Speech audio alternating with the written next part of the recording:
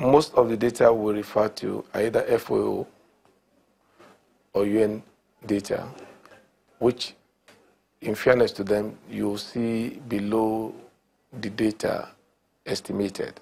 But I want to tell you, I don't think it's as bad as being portrayed. I still can tell you that Nigeria is still very rich in some vegetation cover, not as thick as ought to be or used to be. I know recently we did some satellite image interpretation for about 4 states. That's Ogun, Osun, Ondo, and Taraba State. And it wasn't as bad as estimated.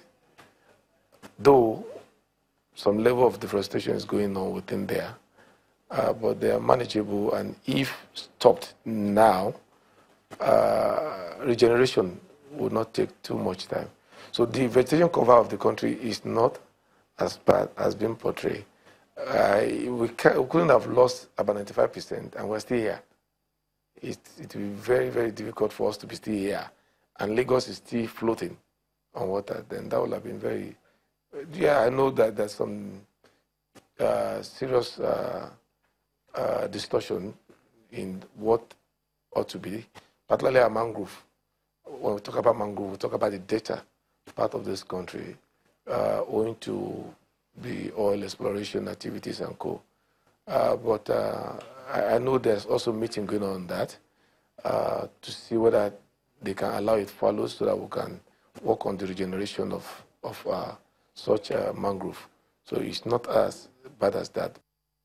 Nigeria, home to Africa's large human and its largest economy, has also retained vibrant wilderness. The country's forests and savanna parks and wetlands rank among the continent's most important.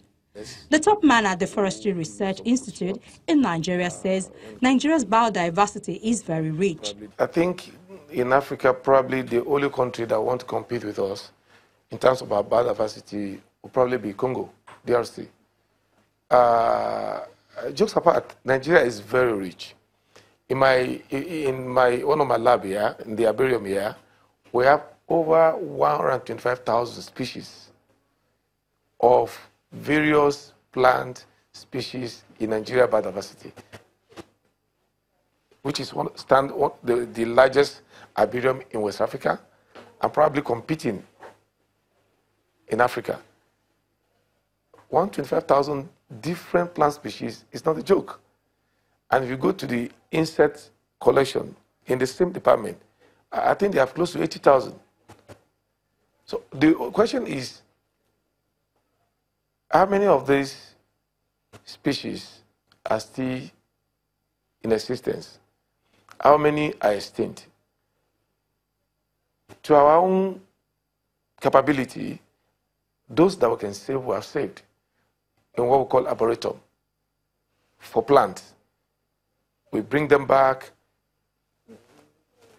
maybe on 1 acre land, just leave some species of those plants there, at least for future reference, for those who want to have an idea of how this plant looks like, and to do a photo herbarium of all these plants also, because you cannot tell of anything that can happen.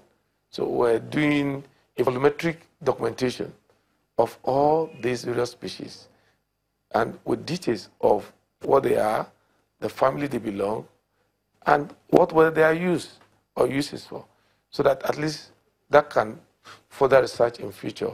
But he warned that there is a need to be worried about human activities in relation to the forest. We should be more than worried, because I tell you, this is a part of what gives some of us nightmare.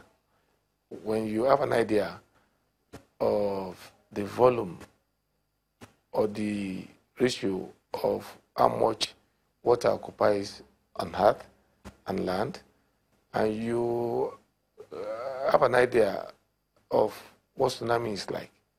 If you have ever seen the video footage of the one that happens in Japan, you will know that we shouldn't joke with this.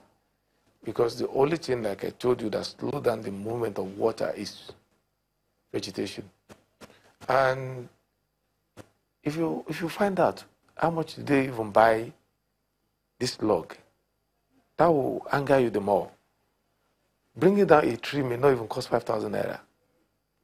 The total cost of buying or selling that tree. So when you look at it vis-a-vis the consequences, bringing that one tree is costing the country, then you know something is wrong somewhere. And whether equipment that can relocate that particular tree, even if it's on the wrong place, you can relocate without even cutting. I can move a whole tree as big as this room from one spot to another spot without affecting anything. But in terms of its consequences, it's unquantifiable. But then we still have to look at who has the power.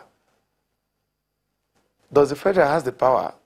To some extent, to where he has control. And that's probably the land acquired by federal before the Land Use Act. But the Land Use Act empowered the state. So the state has limited power on what it does with this land. Even as a forester, if I decide to go and plant or a field I thought is empty today, and the governor comes tomorrow and said, no, I need that field for something else, and bring down all the trees, what power do I have? The power over land is given to the state.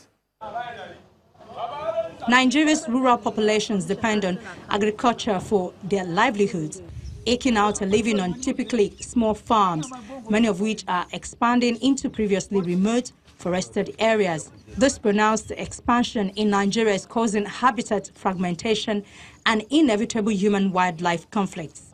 Nigeria's biologically diverse landscape encompasses lowlands and mountain forests, mangroves, swamps, and mountain grasslands.